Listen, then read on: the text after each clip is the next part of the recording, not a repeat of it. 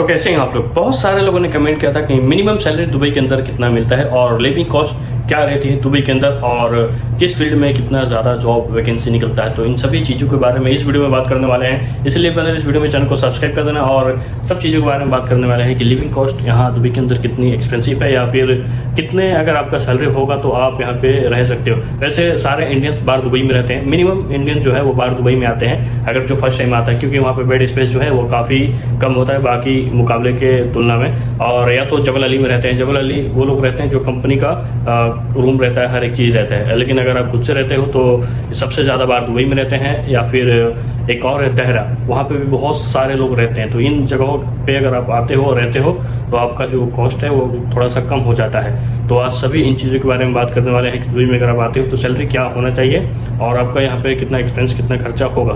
तो पहले इस वीडियो में चैनल को सब्सक्राइब कर देना। बढ़ते हैं आपको सिस्टम की तरफ और 1 बाय 1 मैं बताता हूं। तो देखो, अगर आप एक अच्छे जॉब में आते हो, मतलब आपका सैलरी 5000 है, तो 5000 सैलरी के लिए आपको मार्केटिंग में आना होगा या फिर यहाँ पे प्रॉपर्टी एजेंट जो प्रॉपर्टी ब्रोकर है उनका सैलरी ज़्यादा रहता है।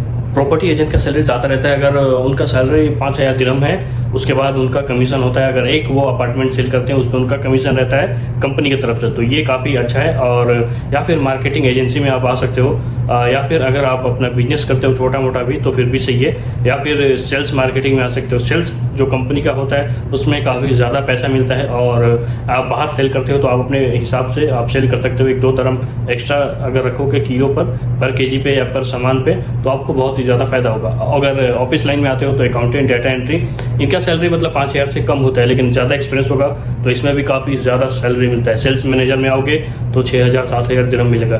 तो अगर कंपनी आपको कुछ नहीं देती है, सिर्फ 5-6 हज़ार दिरहम देती है, तो इसमें क्या लिविंग कॉस्ट होता है वो मैं आपको दिखा देता हूँ, उस हिसाब से आप अपने डिसाइड कर सकते हो।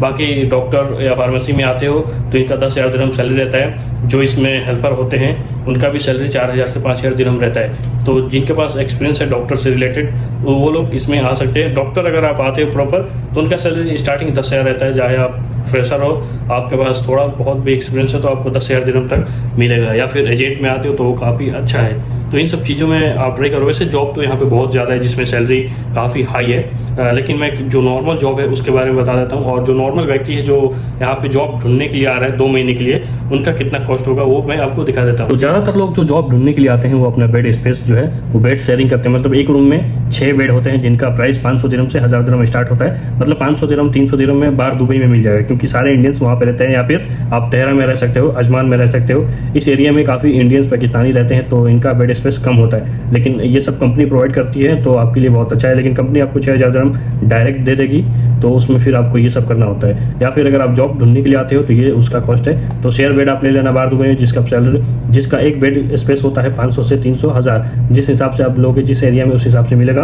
और उसके बाद फूड की बात करें तो मिनिमम 400 दिरहम तो लग ही जाएगा, 300-400 दिन पर मंथ लग जाएगा, क्योंकि अभी थोड़ा सा महंगाई यहाँ पे हो गया है ग्रोसरी में। और या फिर अगर आप रेस्टोरेंट में खाते हो तो डेली का 30 दिरहम हो जाएगा, 10-10 के हिसाब से 10 से 12 दिरहम में बिरयानी या फिर आपको एक टाइम का खाना मिल जाएगा। उसके बाद मेट्रो अगर आप यूज़ करते हो तो वही एक कार्ड बना लेना 300 दिरहम, या फिर एक कार्ड बनता है मतलब 25 दिरहम का जो लोकल आपको यूज़ में आता है। लेकिन अगर आप डेली यूज़ में आते हो तो 300 दिरहम वो भी लग जाएगा। उसके बाद अगर आपका गाड़ी है तो यहाँ पे अभी पेट्रोल थोड़ा सा महंगा हो गया है, 2.9 यहाँ पे लीटर हो गया है। और टैक्सी काफ़ी एक्सपेंसिव है तो टैक्सी कभी मत लेना, यहाँ पे मेट्रो कार्ड ले लेना। या फिर अगर कोई दोस्त का गाड़ी है तो फिर सही है, उसमें ज़्यादा कॉस्ट नहीं आएगा। मोबाइल का खर्चा काफ़ी ज़्यादा है, मतलब बाकी जगहों से तो ठीक ही है। 50 दिरहम में आपको 1 मंथ का पैकेट मिल जाएगा। 50-100 दिरहम 200 दिरहम जितना जीबी आपको चाहिए उस हिसाब से आप ले सकते हो।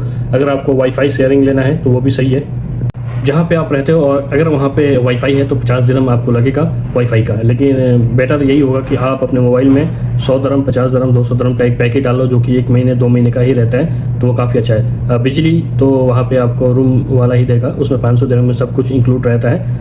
बाकी खाने पीने का लाइफ स्टाइल में मतलब 1500 से 2000 दिरहम आपका चला जाएगा। अगर आपका 5000 दिरहम सैलरी है तो 1500 से 2000 दिरहम इसमें आपका खर्चा होगा।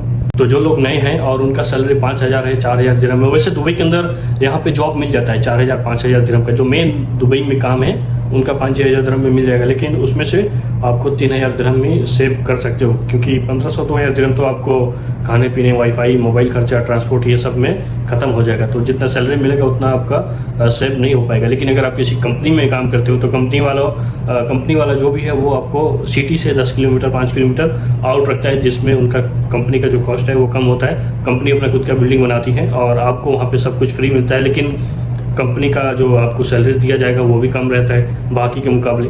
तो मेरे हिसाब से कंपनी का सही है, क्योंकि बहुत सारे कंपनी में सब कुछ फ्री होता है और उसमें 3,000-4,000 दिरहम सैलरी मिलता है।